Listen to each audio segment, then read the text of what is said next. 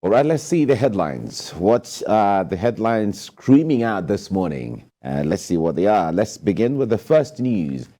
First news says Osun Goba election will record worst vote buying incident. Observer Group are saying this regarding the election in Osun State in about 24 hours. From there, let's go to this Nigeria. This Nigeria says Osun Goba election, EFCC, ICPC get alert on vote buying. Atiku urges electorate to defend their votes, and INEC distributes sensitive materials. Policemen deployed to 30 local government areas. That's what this Nigeria has. And then News Direct is next, and it says fear of crisis. Osun residents stockpiles foodstuff ahead of July 16 Goodbye election. That's what News Direct has. And the last one from me here says, from the Punch newspaper says, placeholder running mate, PDP sues INEC, APC seeks Obi Tinubu's disqualification. That's what the Punch newspaper has. PDP sues INEC, APC seeks Obi Tinubu's disqualification. And this is on the placeholder running mate. All right, Kemi, I guess you have the others. Right, Mike. And talking politics, if I follow from the Punch that you have, The Guardian has what it calls an update on the Muslim ticket of the APC, saying that the governing party has put on hold Kashim Shettima's unveiling as the vice presidential candidate, even as opposition mounts. That's for The Guardian.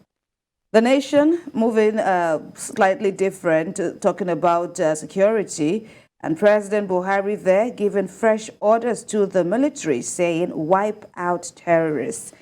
This position is also reflected in Daily Times on the state of insecurity that President Buhari at a military graduation ceremony on Thursday ordered, while congratulating the military on their achievements so far, but still urging them to wipe out terrorists and bandits.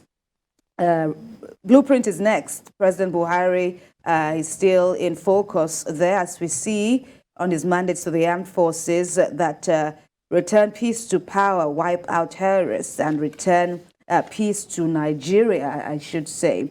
So that's that for Blueprint. It's a different position for Daily Trust, the last paper with me, who says that FG British High Commission mum as IPOB warns envoy to stay off Southeast. Mike. All right. Well, these are all issues. Now, if you see the story on the front page of the Punch newspaper that says a placeholder running mate, PDP sues INEC, APC, seeks Obi Tinubu's disqualification. Now, the concept or idea of placeholder, I believe this is one of the first times that we're hearing a placeholder situation. But the point there is there, in the eyes of the law, is there anything like placeholder? We've had the INEC voter education officer here who has told us, in the eyes of the law, there's nothing like placeholder situation. However, the political parties that came up with the placeholder and did the placeholder situation met the specifications of the law by submitting candidates within the time space that they had, according to the law. It's actually some politicians and actually editors that started playing up the whole idea of a placeholder. It was a tendentious thing by some newspaper editors to put it there, to say placeholder, because of mischief. Because the parties themselves who presented those names didn't say we are putting Masari there as placeholder. They didn't say we are putting Doyo Kupe as a placeholder. They only said they had a candidate and they had the vice president. And that's what they did. Yeah. So because they anticipated that maybe this man may not be there forever. So they have put the word placeholder, but I didn't say it's placeholder. You cannot force me to say placeholder. And there's nothing in the document that said placeholder. So they are also running riot by going to court, wasting their money, trying to. I know politicians have a way of of going into all kinds of meaningless and distracting litigations that mean nothing, just like the one against the Electoral. They knew that they were going to lose in court, but they want to try anyway, because politicians are sickening optimists, so they want to try everything. And talking about you just veered now into the subject of the Osun State election. Of course, it's all upon us. The politicking has ended. The game or the focus has now shifted to security agencies. It's the campaigns that have ended. The politicking is still on. The politicking is still on. Politicking never ends. But from the angle of broadcasters and monitoring, reporting their activities, reporting their activities, we can do that. Context, from the news that we delivered earlier in the day. Of course, we saw that now it's more of the security agencies and INEC speaking now about their readiness for the election on Saturday. Election observers. And election observers. But what's interesting for me now is a group of activists or observers who say from what they've seen so far, vote buying in Osun State ahead of Saturday might just be the worst that they have observed so far. In the midst of this, another paper is riding on the fact that residents are stockpiling foodstuffs, saying they are not sure. There's also, the reports of, they say, rising cultism in Osun State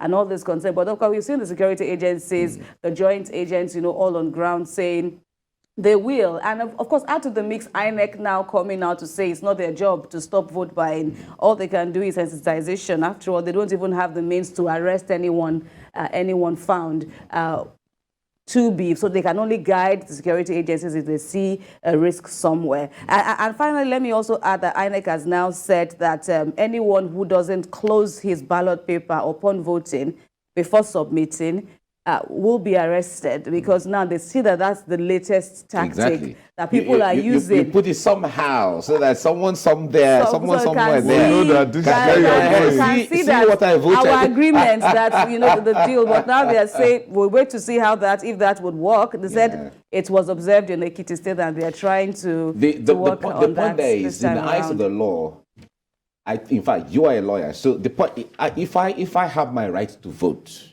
and I've gotten to the booth and I'm going to vote, how I should fold this, if it is not part of the electoral guideline for me to fold it, I believe if we say let us test it in court, it's going to be your word against my word.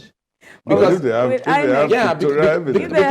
I have my rights to vote, I will anyhow I want to put is it. Is there a law there is no law that says I have to but fold INEC is. I want to believe that this is more of guidelines that INEC has already brought out, because they say that this is a crucial phase for them. This is the last off-season election. After this, now all hands will be on deck. All the focus will shift to the general election. Well, the fact of the vote buying, because that has become a concern across we agree board. with INEC in the context of do everything possible to prevent vote buying. At least within their own powers. Even from the issue of how far away, how many meters should every other person stand away from where these people... Right. All of these things are the things that will be put in place. Expects. But the concept of prosecuting someone who doesn't fold his electoral, also his ballot paper and all of that... Anyway, let's wait to see how that goes. We'll wait to see more engagement from INEC. Ours is to stand with INEC all the way, right, to ensure that the process is free, fair, credible, and stands, short of everything that has to do with the vote buying thing, and as the case may be. This issue of whether you fold your votes or not reminds me of the election of Bush-Gore in Florida, where they're talking about hanging child. Exactly. Right. Well, that's the way things are, presently. But for me, I don't know. It will seem a tough call to eradicate the principle of vote buying, because it's a mind thing, and there are realities on the ground. This is a national problem. I don't think you can buy enough votes to tilt the election. You're right. It didn't happen Sam has always stood for that, and I'm also seeing along that line. Even because general elections are also coming, how many Nigerians can one indeed buy? It could be an additive somehow, but it remains to be seen how that will be a determinant. But then observers have said these things eventually have, perilous implications, for everyone, even after the polls. So it's a continuous process. Well, to I think sensitize the way it Nigerians. goes, in the context where vote has to be bought or vote is being bought, as the case may be, it's not everywhere that is prevalent. The point there is when you watch each opponent has a stronghold. Each opponent has his own enclave. So the point there is, it is targeted at areas where you feel that this person could have majority of votes from this area. And then you see whatever you can do to ensure that, you cut down the other. So those are the areas that are battlegrounds for each candidate going to say, okay, if this is your enclave, we're going to slug it out. But sometimes it may not work. Sometimes you want to pay my people in your stronghold. You know that they are coming to poach. You want to do security buying. You want to pay the people so that they can. You want to pay your own people so that they don't get bought over. Exactly. So they don't get bought over. But I think the population is too much for you to pay enough to tilt the election. Yes, sometimes too. Call it like we see. Yes. Like we see how political influence cascade from leaders, downwards that way. There is the issue of you're visiting a constituency, for instance. Who are the heads in that area? Who are the leaders, opinion leaders in that area? If you see them, it is likely that the moment you've seen them, then you have seen some other persons who follow them. So that's how it goes.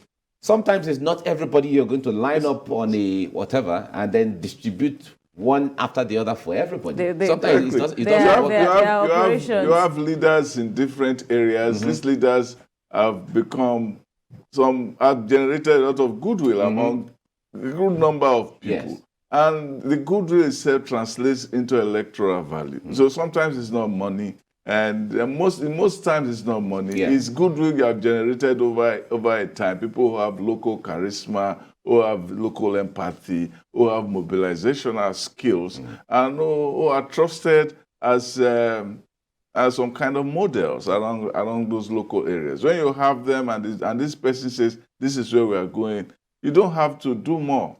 Do much in trying to induce people with money, because that person itself has cast a shadow for you in that community and society. Because over time, when it does birthday, it comes to your birthday, it comes to say, it will meet you at a funeral, it sees you all the time, encourages your children, it misses your father. So you have developed connection with this person as a local leader. So when it comes and says, okay, this is where we are going, everybody now says, okay, that is where we are going. Exactly. That's the beauty. You see, that's what I'm saying. Right. So the point there is, like Sam said, of course, it's not in every instance that monies are involved. It's not in every instance. However, that leader that has a lot of goodwill, that's why he's the one I called opinion leader earlier. Yes. The moment you have seen someone like that and you've been able to capture him through either verbal lobbying or whatever kind of lobbying political lobbying that you lobby, you campaign to, the moment he has bought into your idea, then you can imagine every other person who is behind him or who, falls under the person's umbrella, and they follow you. So this is how these things rub off on each other. Yes. But the issue of concern is the issue of Osun residents stockpiling foodstuff, in anticipation that there could be some crisis here and there. But security agents have deployed about 21,000 security agents to Osun State. So we're hoping that there shouldn't be anything untoward happening in Osun State.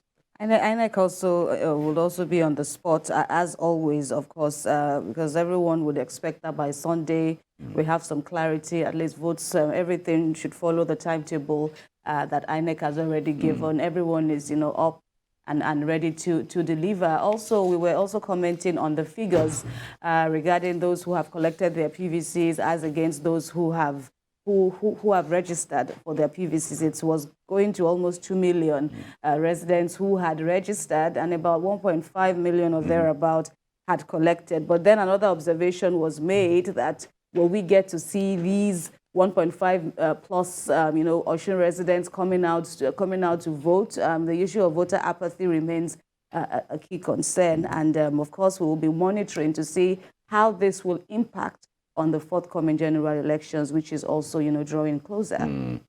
Now, for every election that we're seeing how INEC is improving on its system. In Osun election, we understand that there's room for people with disability, to participate. Ad hoc staff, right? And this is a good development. And if you recall, the people with disability have come up to say that include us in this system. We have what it takes to also be election observers, be election ad hoc staff, be election participators, as the case, not only voters. And the INEC has, in the Osun election, at least, it's a good thing that INEC has included that in the system. It's a good thing. All right, we're still on here looking at the headlines across Nigerian newspapers, and it's really an interesting thing. Well, the concept of vote buying, the concern that there will be more vote buying in Osun State than in Ekiti. I wonder why so that one would. There's just speculation. It's just a hunch by some people. You remember that the PDP candidate said that he was ready for the election, and said if it is pounds, he has the pounds. If he has dollar, he has dollars. If it is euro, he has euro. And he even condescended to say, even if it is your own local naira of no value, I also have it for you. So he has created an atmosphere of corruption. He has thrown into the air a fatulent fart about the monetization of the election. So that itself probably has created its own very fatuous momentum about the election. But I don't think it will go so far as to do that, because I think the security people are onto him. I think on a day like this, we'll leave all political parties and candidates out.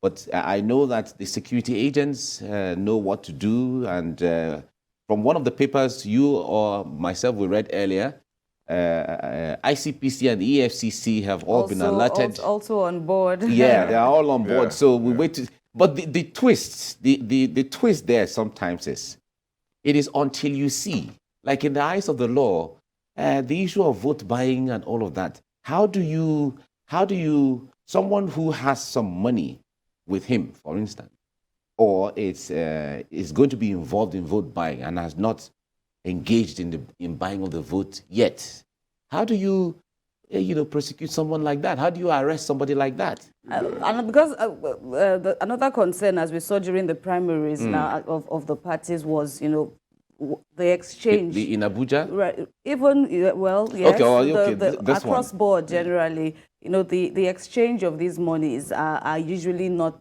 done in the open. So proving it, or the presence of EFCC on the day of the presidential primaries, for example, one wondered that would it be there? Would that be the venue of open exchange of these monies? Because it comes down to the crucial issue of evidence. For example, this is crucial in the court. So, and it remains to be seen how many people have been prosecuted and convicted for the offense. It is actually an offense.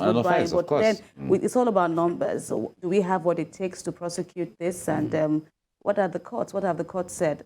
Not much from my end. Well, these are issues of concern, but we know that with time, as the electorate become more enlightened, these things will begin to wane out, where there will be no effect going forward anymore. But we also see, like Sam has said, that sometimes the speculation is more than the actual things happening on the ground. Yes, more of hysteria. Right? So exactly, just create some hysteria and then everybody talks about it.